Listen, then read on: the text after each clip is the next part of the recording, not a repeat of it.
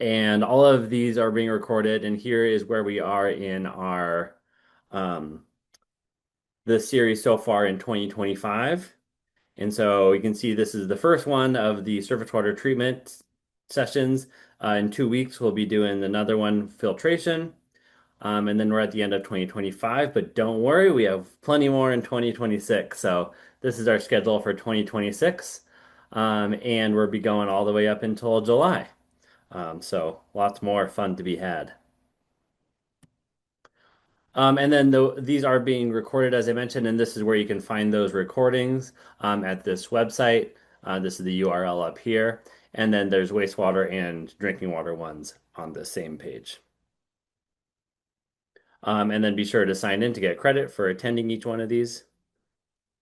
Okay, that's all the logistics we have. Now we get going with the content.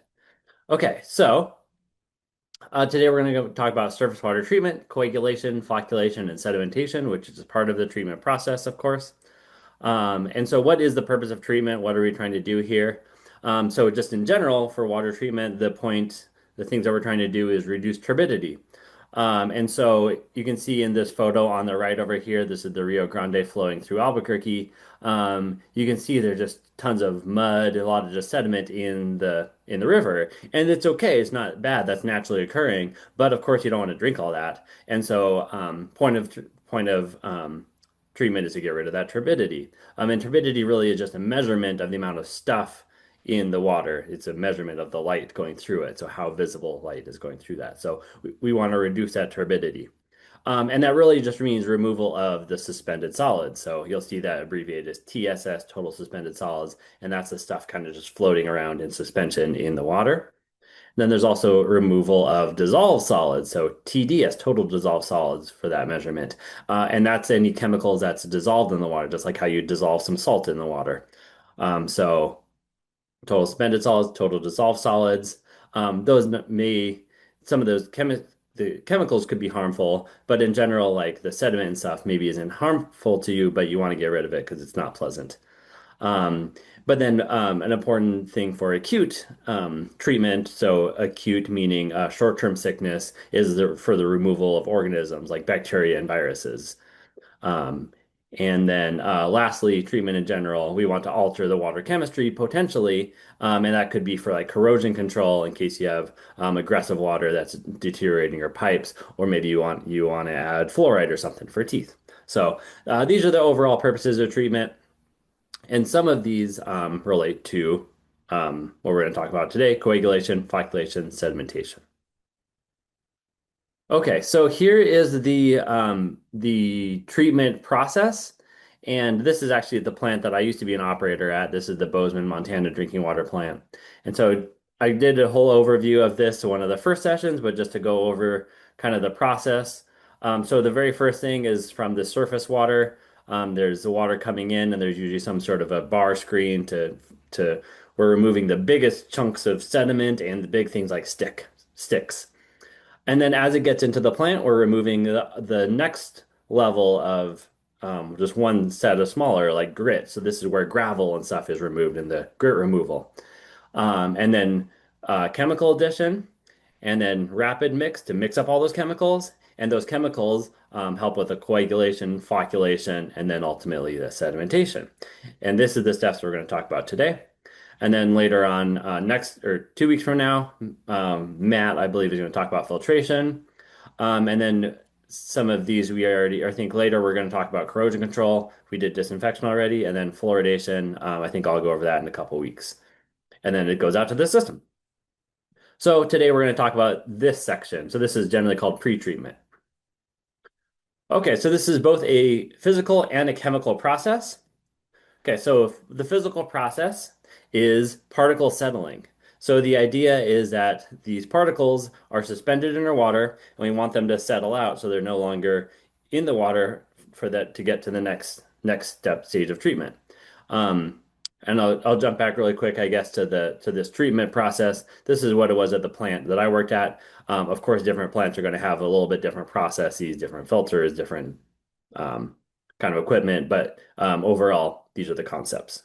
So, okay, so if we're talking about settling, here's a table that shows. different size particles with their diameter here in the left column, and then kind of what that is representative of, like so 10 millimeter particle for that diameter could be like gravel, and then getting smaller it goes to sand, then fine sand, silt, etc. And so intuitively, no, we know this, that the bigger the particle, the quicker it's going to settle out. So you can see gravel will settle out in 0.03 seconds. So it falls out pretty quickly. And then as you get smaller and smaller, it takes longer and longer amount of time. And so then you'll see down here, this is the section where things are considered non-settleable. So these are things like bacteria, like any kind of color, like dyes that had changed the color of the water, and then colloidal particles. So these are things that are so small that they don't really ever settle out. So this is 6.3 years. I mean, there's a huge range depending on how big these particles are. But in general, they're considered unsettleable. So how do we remove those? So in this part of the process, we remove those by utilizing a chemical process to have those all grouped together to create bigger and bigger particles, and then they are more likely to settle out, and we can remove them from the water. So it's a physical process and a chemical process that kind of work together. Okay, so then just go to jump back with colloids. What are those colloids and why don't they ever settle out? So colloids, the definition of that is just particles that are so small that they don't really settle out. And the reason is that is because they have charges. So all particles kind of they have charges to them and they interact with the water. And so the charges of these colloids, they that power of those charges, it overcomes the force of gravity. So then gravity is no longer pulling it down because those chemical charges are strong enough where they're counteracting gravity. Just as how like me standing up on my two legs, it's making it so gravity is not making me fall down. So it's kind of the same concept, if you will. And so kind of if you look at these graphics on the left here, this is going to be more typical of what we're looking at with water, with drinking water actually and wastewater, because most of these particles are negatively charged. So they kind of have this negative charge, so they want to push away water, and so then they kind of like suspend themselves. So that's just like this hydrophobic, hydrophilic. Usually these particles are negatively charged, and so but we can use those charges to our advantage to help group them together too. Okay, so to go back to this image and now to talk about kind of this process more, I'm going to talk about actual processes in order at the plant that I worked at. So starting with some grit removal. Okay, but before we do that, actually, I was going to have some coffee. So I got my fresh French press coffee maker right here. And if I look at this, you can think of this as pretty similar to drinking water. There's all kinds of stuff in here, all kinds of particles suspended in my coffee, and they'll settle out eventually. So we're gonna do a little experiment with this coffee pot here really quick. So, okay, so I made this a little while ago, and so we want to see how quickly these different particles in this French press will settle out. So the first thing I'm gonna do, I'm gonna stir up this coffee, my little stirring stick here.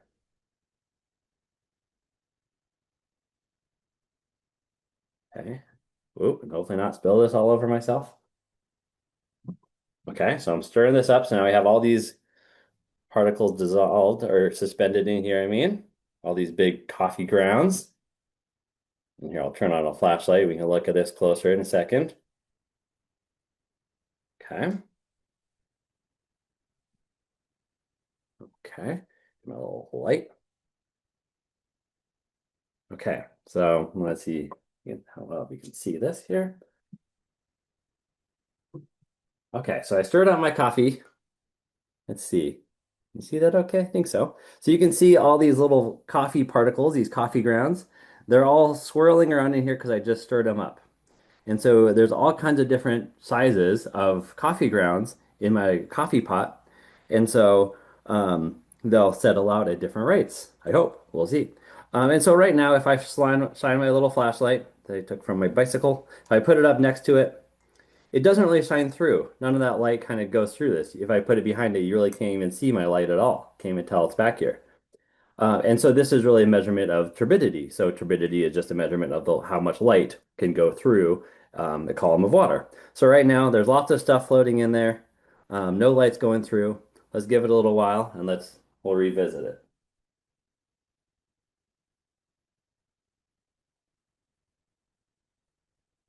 Okay, so now, oh, I should have stopped sharing my screen. I didn't realize. That was probably really small. Were you all able to see that coffee okay? I guess you probably got the point. But I'll stop sharing my screen when we look at it next time. Okay. Now to go back to the slides, if we look back at an actual water plant and not a pot of coffee, let's see how this process works. Okay, so in the plant I worked at, our water flowed into the building in this big wet well thing here. Some of it flowed back to the creek where we were taking water from, and then what we did want went through one of these pipes, and then it went into our grit removal system. So this is just a motor for the pump that removes the grit. And so it's kind of hard to tell what's going on because this is just what it looked like on the surface. But this is just a diagram, more animation of what a grit removal system looks like. So this is just from some company, Grit King, not endorsing them. They have a great graphic. So in this visualization, you can see that the water with a bunch of gravel is flowing in from this pipe. It spins around this big cylinder. And as the water is spinning around, the water goes up because the water flows out the top up here.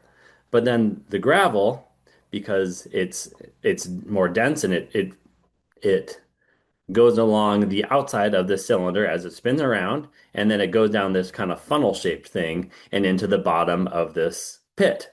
And then a pump pumps this grit out and sends it to another processing um, apparatus.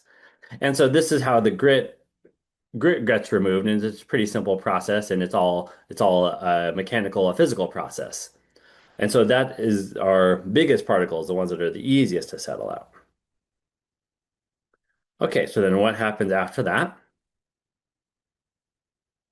So then in the plant I worked at, this is where the pre-treatment chemicals were added. So you can see all these pipes right here that are adding different chemicals. Um, During normal operations, we were only adding one chemical. The only one we were adding is polyaluminum chloride. And so that was what we used as our coagulant. But other chemicals that you could add for different scenarios, depending on your water quality, you could add oxidants. So that would be this chlorine solution or the sodium permanganate. It could be pH adjustment, and that would be the sodium hydroxide or the caustic soda, what it's also called. That would be for pH adjustment. And then coagulants. So here is this polyaluminum chloride that we were using. And then it's not shown in this picture, but we also had the ability to add powder activated carbon. And so that was more for organic matter in the water. And so that polyalum or excuse me, the powder activated carbon, they have the same acronym, PAC, polyaluminum chloride, powder activated carbon. And so it wasn't helpful when things were written as PAC. But those work by adsorption. So the organic material bonds onto the outside of those particles, and then those are able to settle out because by grabbing those organic molecules. But if we go through some of these other chemicals and how they work. So first we'll go over these oxidizing agents. So this could include a whole number of chemicals, such as chlorine, ozone, aeration, hydrogen peroxide, sodium permanganate. And these are all oxidants, and they are good for different things depending on what you're really looking for or what your equipment is.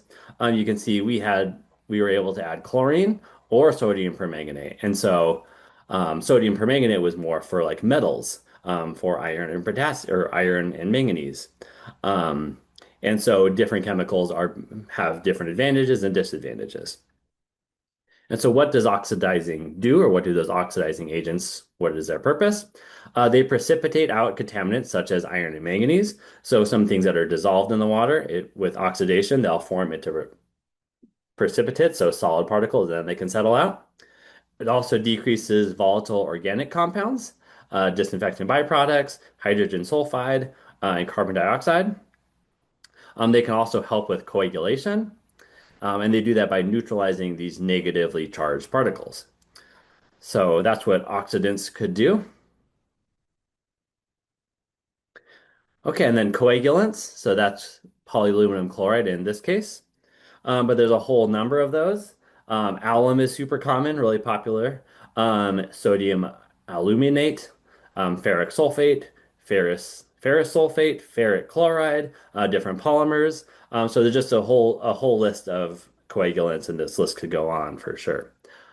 And so, how does coagulation work? So coagulation is a chemical process. So sediment, those particles are mostly negative, and so that charge pushes them away from each other because those negative charges kind of butt up against each other. So then all these particles separate, and so that's why it's hard to kind of for them to settle out because they're just constantly pushing away from each other. So this coagulant is positively charged, and it bonds to the sediment, and then it neutralizes that charge, and then it forms these flocks, so these clumps. Okay, so what does that look like? So you can see here these particles that have all these negative charges on them. So these are just little sand particles or silt particles. And then this little squiggle right here represents the polymer with its positive charges.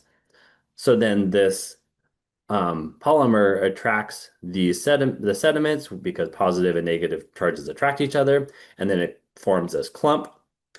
And then these little microflocks they they bond to each other, and then they create bigger and bigger flocks as they start bumping into each other more and more. So that is how those work. Okay, and then just talk quickly about polymers. So polymers is just a coagulant, but sometimes it's used for other things too, or just other parts of the process. We used it for after we settled out our primary like sludge, and we'd use it to thicken our sludge as well. And it's used in wastewater too. And so this photo of here, right here on the right, is from a wastewater plant actually, but this is what this specific polymer looks like. It's kind of like this milky goop and very slippery, kind of gross. Yeah, and so these are just string-like chain molecules that have charges along with that string, so they attract all those negative particles, and then they aid in that coagulation. In this case, they're the primary coagulant. And then there are different types of polymers. Um, Cationic polymers, anionic polymers, and non-ionic polymers. In this case, we were using cationic polymers that have that positive charge, and that is definitely the most common one. But for different processes, maybe industrial processes, different things, you could want different ones. And if you're ever, I always mix up cationic, anionic. So cats are positive because I like cats. So that's how I remember that cations are positively charged. And then they attract the negatively charged sediment that's coming in. Okay, and then there's all kinds of factors that affect coagulation.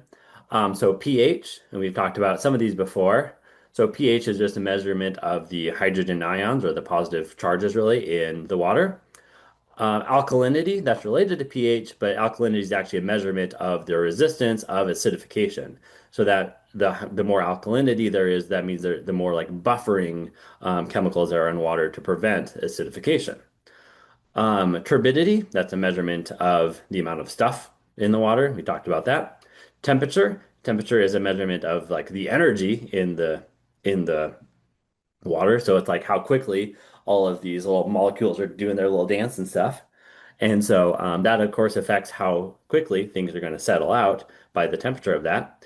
And it also affects density too, because colder water is more dense. So things could settle out a little slower on that as well. And then polymer type. And we talked about that already. The different kinds of polymers, different charges, but also alum versus a polymer and kind of their characteristics too. Okay, so let's take a break and check in on our coffee. Okay, so here's my French press, my coffee. Okay, I'm gonna turn on this light and let's see how it looks. See if we can see anything else further through here. Okay, so if we're looking at it, Here, let me stop sharing my screen for just a moment.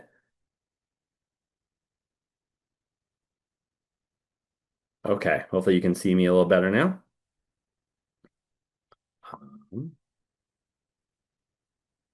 Okay, so if we look at this, kind of hard, and the light's not the best in this room, but if we look at this, it's still, um, before when I started up, you could see a lot of big chunks swirling around there, and now I don't see any more big chunks in here. It is kind of this brown color. So, and before I put my flashlight in the back and we couldn't see through it all. No, we still can't really. Yeah, we still can't really see through it much at all. So, still not a lot has settled out, it looks like. I mean, some of those big chunks, but still there's not a lot of light going through there. So, okay. We'll revisit that in a little bit.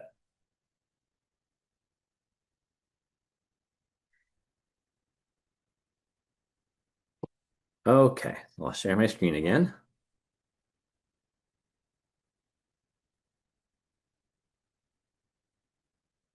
Okay, so with all these variables, how do we determine how much of our coagulant we want to add to our water? To do that, we do a jar test. So, some of you have probably used one of these before. So this is a apparatus. We had one in our lab, and so it has all these different jars that are meant to mimic the coagulation flocculation process. And so you have all these jars with these little mixers, and you add the different dosages to each of these jars, and then after a certain amount of time, and you can even mimic the different speeds of the mixing it up. You figure out which one of these has the best dosage for your source water at that time. So of course, source water, it changes all the time based on season, like precipitation events. You can have a lot more runoff after it rains. So sometimes you might have to do this fairly regularly. I know the plant that I worked at, we did it fairly regularly when the plant was brand new because I worked there when we had a pretty much brand new plant, which is really nice. And then after a year or two, kind of got the hang of what the dosage was needed for different times of the year and different events. And kind of after that, you kind of have a better idea of what you need to do for different situations. So, but this is a great test that you can do quite often and kind of fun. Okay, so then after you figure out what your dosage needs to be for your coagulant, you can set your feed pumps to that. And you can also use this feed rate equation that we talked about in previous trainings to figure out your feed rate. So, sorry, I should have mentioned this before, but we're going to do a little bit of math today too. There's only two questions, and they are review. We went over these, I think, in the math session or maybe the chlorine math session. But it's the same thing. So, kind of the idea I want to show you this is because these same kind of concepts that can be used for chlorination, for example, can also be used for any chemical. So, even something like this for your coagulant. Okay, so the feed rate is the amount of chemical in pounds or gallons that you feed into the volume of water over a period of time. So, that's in pounds or gallons per day. And there's the feed rate equation from the formula sheet. So, if we look at the different parts of that, so this is the dosage of your coagulant that is going into your water at that pre-treatment stage. Then we got our flow in million gallons per day. So that will change depending on your demand. 8.34, that's the weight of water. And then this purity is expressed as a decimal. So, like for example, chlorine, sodium hypochlorite is like 12%. Different coagulants are going to have different purities as well because they're sometimes mixed with water or other things. Okay, so let's do this one. I'll have you all do this math question, then we'll go over it together. And this is review. This is the same concept that we've done before. Okay, so let's see. There, my little banner was stuck there. I couldn't read it. Okay, after doing a jar test, a 500,000 gallon per day water plant determined they want a dosage of 1.3 milligrams per liter of their alum liquid solution with a 48% concentration. What is their pounds per day of alum solution usage? Okay, so if y'all could calculate that for me, and I'll put up the poll question, and you can put in your answer when you're ready. So, uh, let's see, where are those polls? And we'll go over it together in just a minute too. So if you don't get it, that's okay.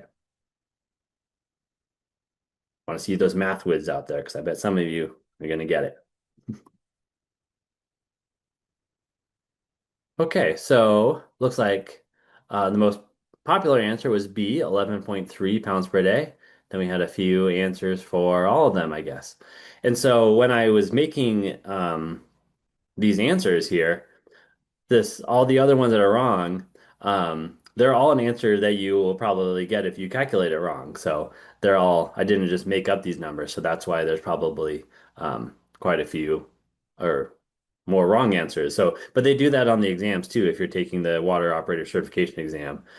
So just know that just because that you got one of the ones that they listed, it doesn't necessarily mean that that one's the right one. So be sure you do all the steps that you need to do.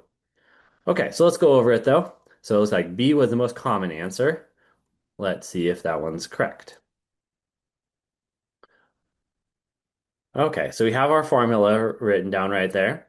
So the first thing I'm going to do is plug in my numbers to that formula. So our dosage, our flow, so 500,000 gallons per day is 0 0.5 million gallons per day. And then 8.34 pounds per gallon, that's our standard, our weight of water. And then 0.48. So that we have to convert that percentage to a decimal. Okay, so then we're crossing out our units here. Cross out our million gallons or milligrams per liter. That cancels out our million. Then we cancel out our gallon and our gallon. Then we end up with pounds per day. And then we calculate those numbers, put those in our calculator, and we end up with 11.3 pounds per day. So good job. So yeah, that was I think the most common answer. So good job, those of you who got it. And if not, for those of you who didn't get it, hopefully that all makes sense. Okay, so now moving on. Okay, so a lot of the chemicals that we're adding to water, as well as we want to remove from water, are considered salts. So a salt is just a metal combined with another mineral. And then some salts are soluble in water and some are not. So if you think of table salt, very soluble in that water. And then most undesirable minerals in water are soluble salts. So a lot of things we're trying to remove in the treatment process.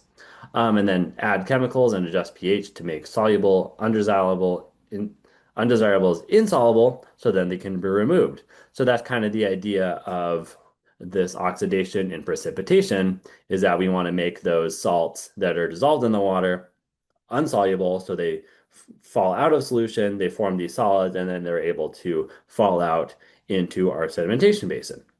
So just wanted to add this slide to talk a little bit more about salts because that's just a very universal kind of concept of a type of compound. And then this is just a list of chemical names and then salts that are made from those. Okay, so our chemical feeders, that is adding this coagulant or this oxidant or whatever the chemical is that we want to add to our pre-treatment. Most of these are volumetric chemical feeders, so they could be agar feeders, and that's with a solid solution, so like maybe like solid calcium hypochlorite or something. Um, and so that's what these look like, kind of has like an agar. It's putting this powder into water.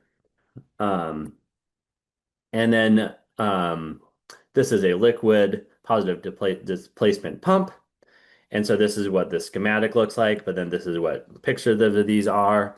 And so this is just a side view of this um, this peristaltic pump, which is like what we see right here in this first picture. And so the idea of how this works is there's this little tube, and so the chemical is in that tube, and then there's these rollers that push out this chemical at a certain dosage into our water. And so you can see this is the pump for the polyaluminum chloride, so our coagulant, and you can see there's a label that says pre-treatment. There's a numerical label for it, and that's probably the number that it has like on our SCADA system. And you can see our dosage up here. Hard to read in this picture. And then here is a replacement tube because these tubes get squished and that's how they pump. And so they rupture eventually. Hopefully you replace them before they rupture, but they do break on occasion. So we have an extra one up there. So always good to have an extra one. So you can replace it right away. And then this one on the right is a solenoid piston, like diaphragm pump. And so how this works is you can see it better on the side view, not on this picture, but there's a piston that goes back and forth, and you can adjust the speed and the stroke of this piston, and then it pumps liquid through one. It comes in one diaphragm, and then it gets pumped out the other, like one-way valve. So that's how that is fed. You can also have gravimetric. So this is by using the weight of the substance. It's like using a conveyor belt, like the weight of a chemical on that conveyor belt. I've never actually seen one of these, but they apparently exist. So maybe in some places they're more common. Okay, so then after those chemicals are added, it goes to the rapid mix stage.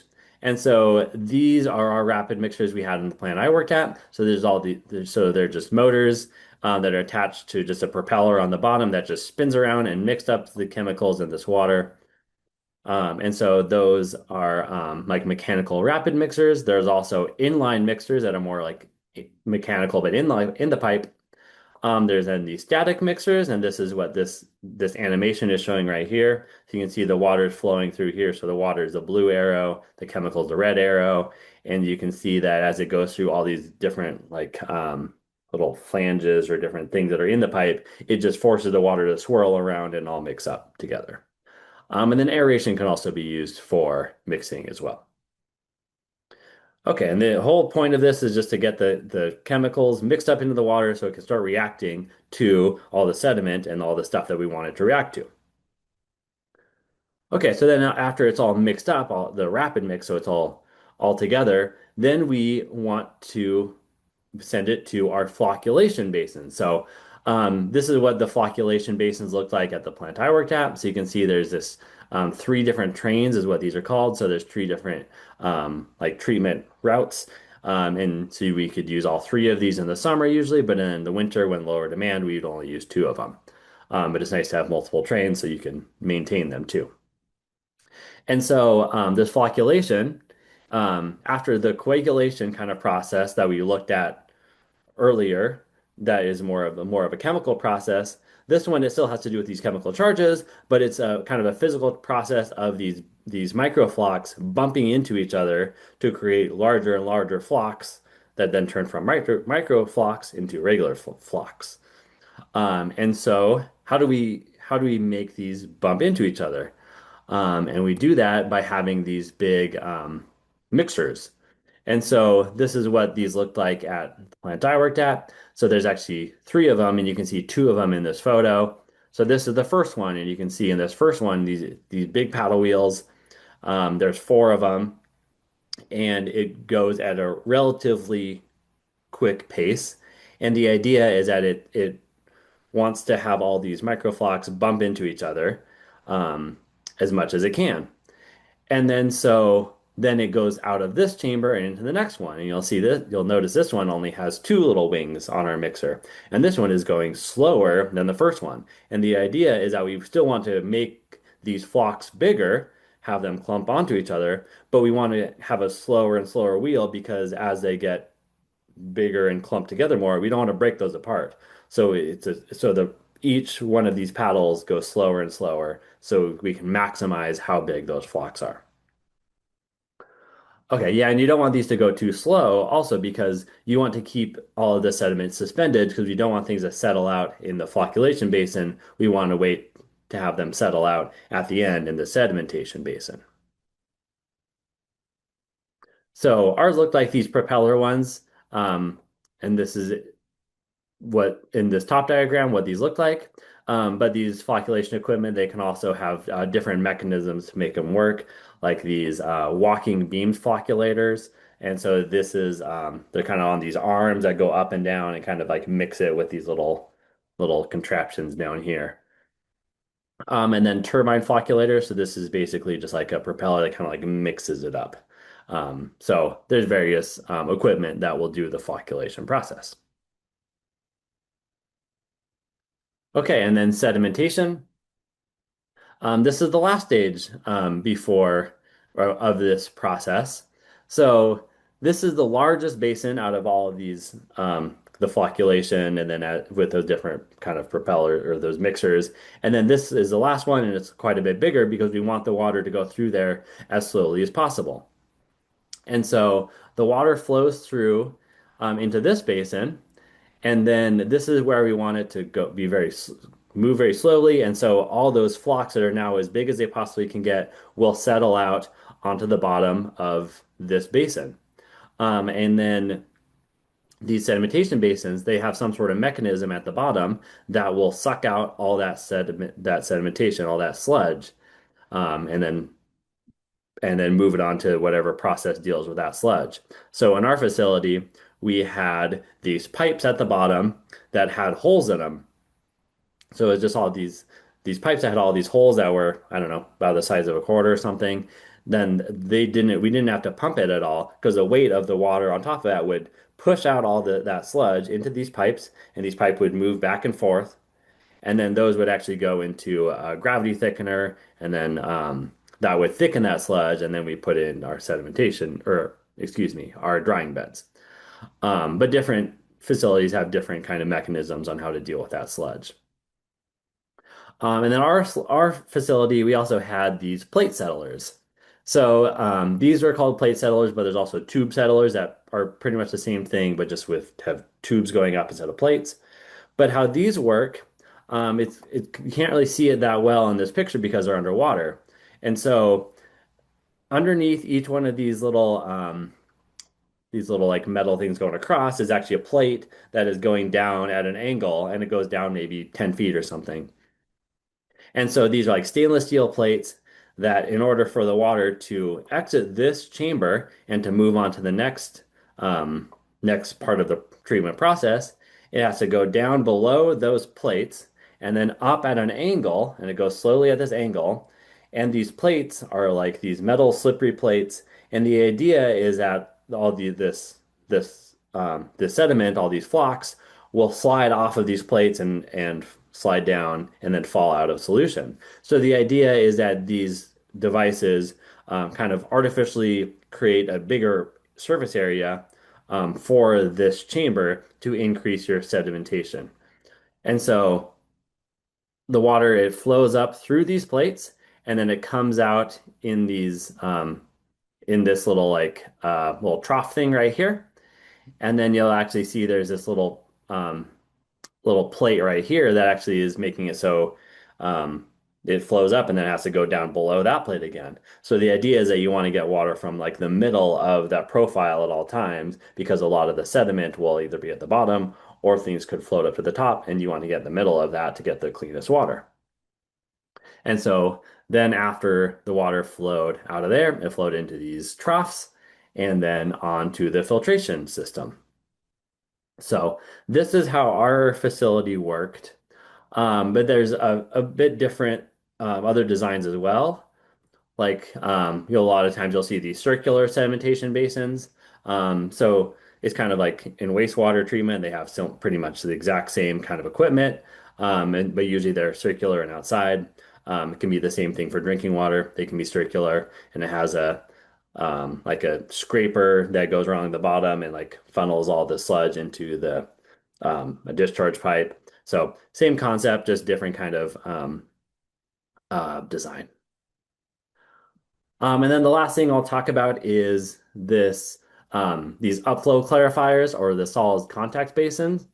And so these work a similar way, but they kind of combine the processes in a smaller space, or they actually utilize that sludge a little bit differently. So you can see in this upstream upflow clarifier that the water is coming in kind of through this little cone at the in the middle, and then that water actually has to flow through this sludge blanket. And so that sludge blanket actually works to like that bind with some of the sludge that's coming in. So then it actually helps, like the sludge blanket itself helps clean the water. And so then that clarified water is cleaner as it flows over the top through a weir into a trough. So it's kind of a neat concept. And then the solid contact basin, these actually utilize sludge itself. So some of the sludge is pumped out the end. Um, but it's pumped out, but then actually recycled back in. Because it's interesting, even the plant I worked at, sometimes we would have the best water coming out of these troughs when we actually had higher turbidity going into the plant. Because the more sediment there was going into the plant, there were just more particles that they were more able to bump into each other and make these bigger and bigger flocks. So the cleaner the water was as it was coming into the plant, it was actually harder to make cleaner water going out of the sedimentation basin. So it's kind of weird that you need more dirt to take out the dirt. So there's kind of an inverse relationship. So you actually want some dirt, some of the sediment in there to actually make this whole process work. And so these solids contact basin kind of utilize that concept and recycle that sludge back in. And that sludge, of course, still has a lot of that polymer in it or whatever or that coagulant. And so it can keep doing some of that work. So kind of recycling that process to make it keep functioning. Okay. So that's the end of that section. Let's look at our coffee really quick. So let's see how this is looking.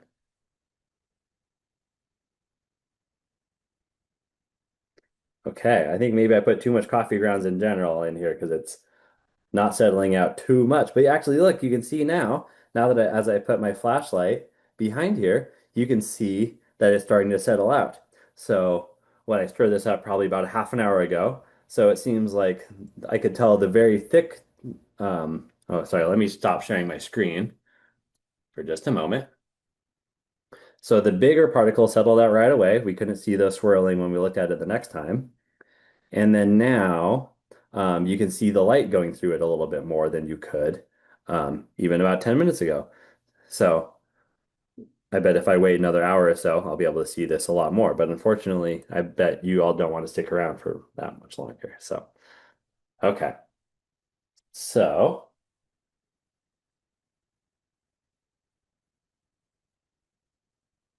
okay. So then the last thing that we're going to do is just one more math question just before the end. We're getting close to the end here. Let me share my screen.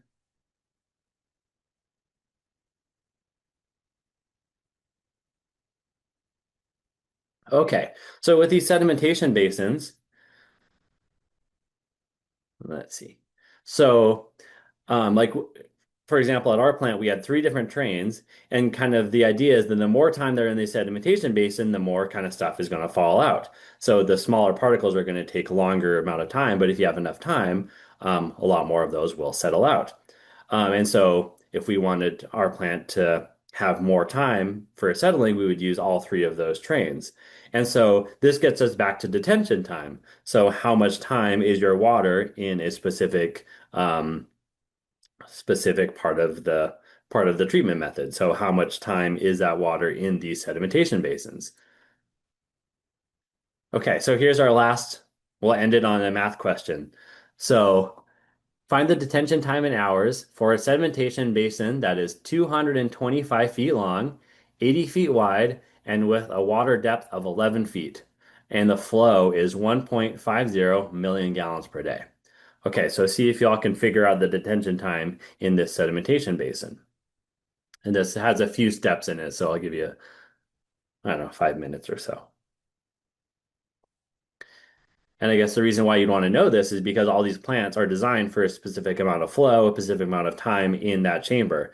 So you want to figure out, okay, so right now our flow is 1.5 million gallons per day.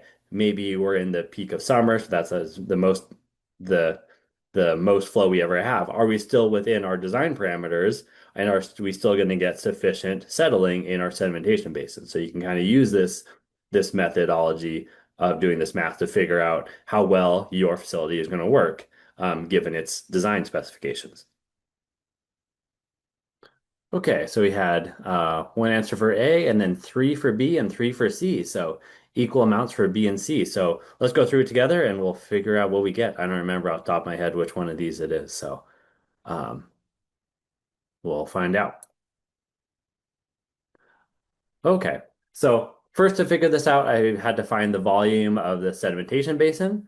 So length times width times height, and that is 259,600 cubic feet.